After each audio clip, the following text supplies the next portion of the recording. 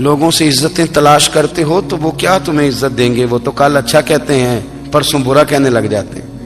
لوگوں کے سامنے گڈ بک میں آنا چاہو گے تو وہ تو سویرے تمہارے بارے میں کچھ کہیں گے، شام کچھ اور کہیں گے۔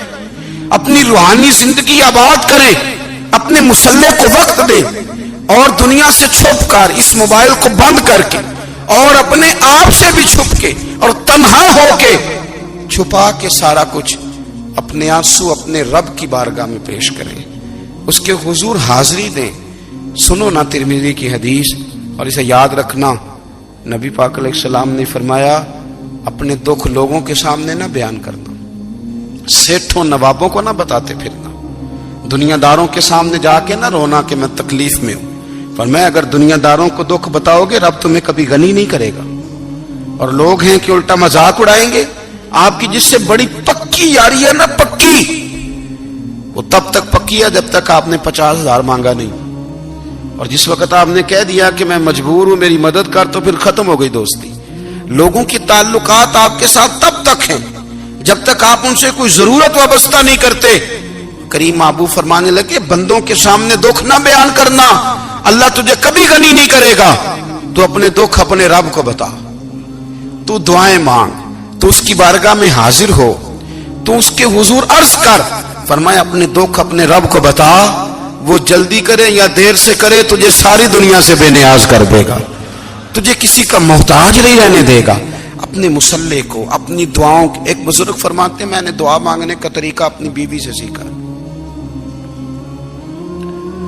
دعا مانگنے کا طریقہ اپنی، سیکھنے والے تو اپنے بچوں سے بھی سیکھ لیتے ہیں، سیکھنے والے تو ہر ایک سے سیکھتے ہیں۔ وہ کہتے ہیں میں نے دعا مانگنے کا سلیقہ اپنی بیوی سے سیکھا ہے۔ حضرت وہ کس طرح؟ فرمانے لگے میری بیوی نے نا مجھے کوئی کام بتایا، کچھ پیسوں کی ضرورت کے لیے کہا، تو میں نے اسے کہا کہ بھئی ابھی میرے پاس نہیں ہے، کچھ دنوں میں آتے ہیں تو میں دے دوں گا۔ عورتوں کی عادت ہوتی ہے وہ بار بار یاد کراتی ہیں، 2-4 دنوں کے بعد پھر اس نے کہا حضرت وہ میں نے کہا تھا کچھ پیسے، میں نے اسے کہا کہ ابھی میرے پاس نہیں ہے، کچھ دنوں میں ملتے ہیں تو میں تمہیں دے دوں گا۔ اس نے کچھ دنوں کے بعد پھر کہا حضور وہ میں نے کچھ پیسے کہے تھے۔ فرماتے میں نے ڈانٹ دیا، میں نے کہا کہ کیا تو روز مجھے شرمندہ کرتی ہے، کہا نا میرے پاس نہیں ہے، ہوں گے تو دے دوں گا، تو روز یاد کراتی ہے۔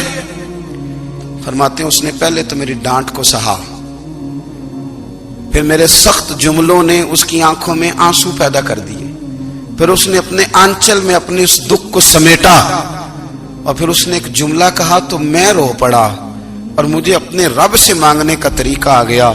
مجھے کہنے لگی حضرت جی آپ نے ڈانٹ دیا میں نے سہ لیا، پر آپ ہی میرے شوہر ہیں، بتائیں نا آپ سے نہ کہوں تو میں کس سے جا کے کہوں۔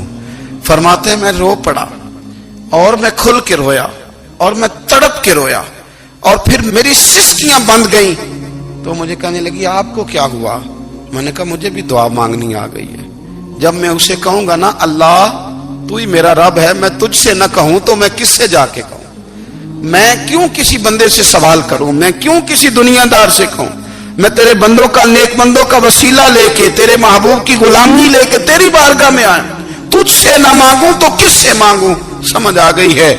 جب میں اس رنگ میں مانگوں گا تو پھر رب میرے اوپر بڑا ہی فضل فرمائے گا، وہ میرے اوپر بڑی رحمت کرے گا، وہ میرے لیے آسانیاں